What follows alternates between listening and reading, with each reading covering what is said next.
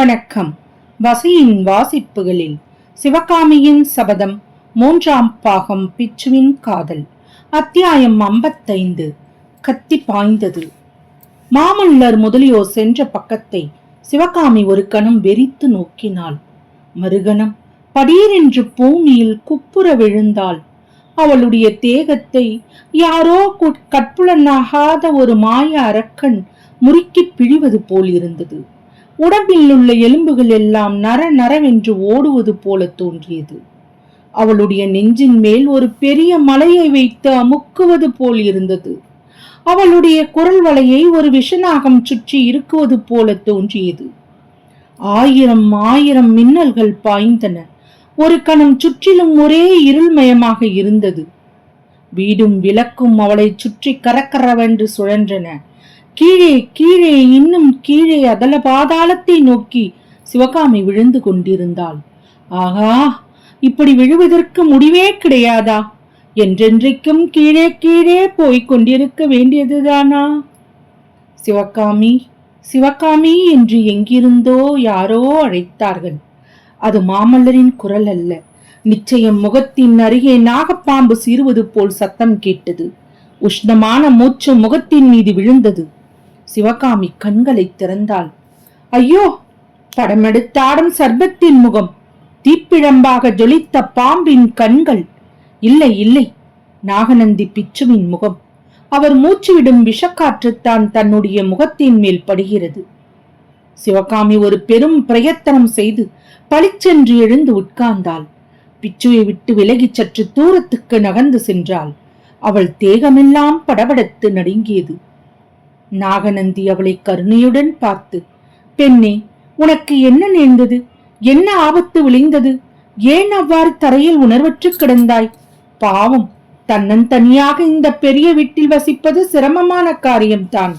உன்னுடைய தாதி பெண்ணை காணோமே, எங்கே போய்விட்டாள் என்று கேட்ட வண்ணம் சுற்றும் முற்றும் பார்த்தார்.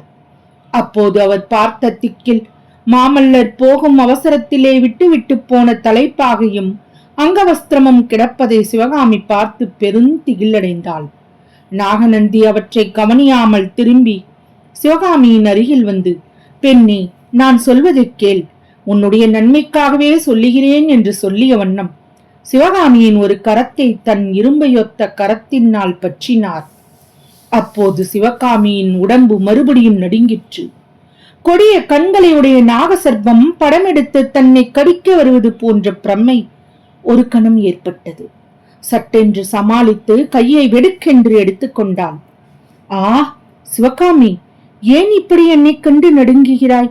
உனக்கு நான் என்ன தீங்கு செய்தேன்? உன்னிடம் உண்மையான அபிமானம் கொண்டதல்லாமல் உனக்கு நான் ஒரு தீங்கும் செய்யவில்லையே. உன் தந்தையின் உயிரை காப்பாற்றியதன்றி வேறொரு அபச்சாரமும் உனக்கு செய்யவில்லையே.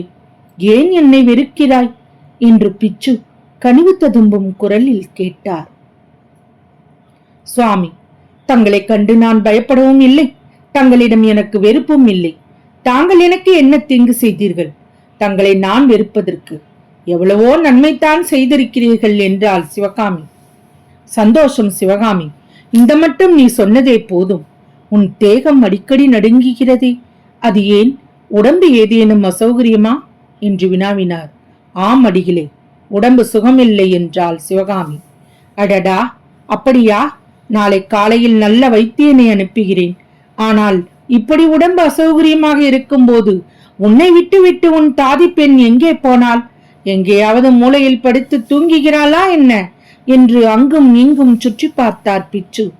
சற்று தூரத்தில் தூணுக்கு பின்னால் கிடந்த தலைப்பாகையும் அங்கவஸ்திரமும் இப்போது அவருடைய கண்களை கவர்ந்தன. ஆ, இது என்ன? இங்கே யாரோ வந்திருக்கிறார்கள் போலிருக்கிறதே என்று அருகில் சென்று உற்று பார்த்தார். திரும்பி சிவகாமியை நோக்கி, சபாஸ் சிவகாமி, அதற்குள்ளே இங்கே உனக்கு காதலர்கள் ஏற்பட்டு விட்டார்களா? உள்ளூர் மனிதர்கள் தானா அல்லது வெளியூர்காரர்களா என்று பரிகாச சிரிப்புடன் கேட்டார்.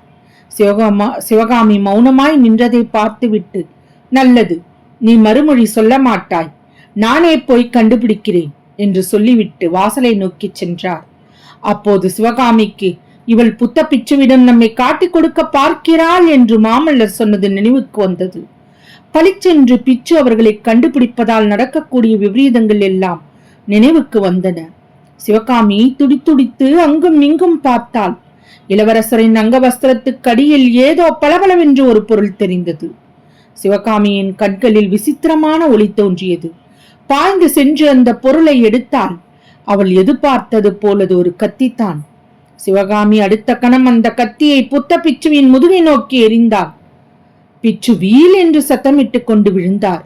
முதுகில் கத்தி பாய்ந்த இடத்தில் இருந்து ரத்தம் கசிந்தது. சிவகாமியை பிச்சு திரும்பி பார்த்து இரக்கம் ததும்பிய குரலில், பெண்ணே, என்ன காரியம் செய்தாய்? உன்னை உன் காதலன் மாமல்லனிடம் சேர்ப்பித்து விடலாம் என்று எண்ணியல்லவா அவசரமாக கிளம்பினேன் என்றார். தொடரும். வசியின் வாசிப்புகளை சப்ஸ்கிரைப் பண்ணுங்க, லைக் பண்ணுங்க, உங்க நண்பர்களுக்கு எல்லாம் ஷேர் பண்ணுங்க, உங்க கருத்துக்களை கமெண்ட்ல பதிவு பண்ணுங்க. நன்றி.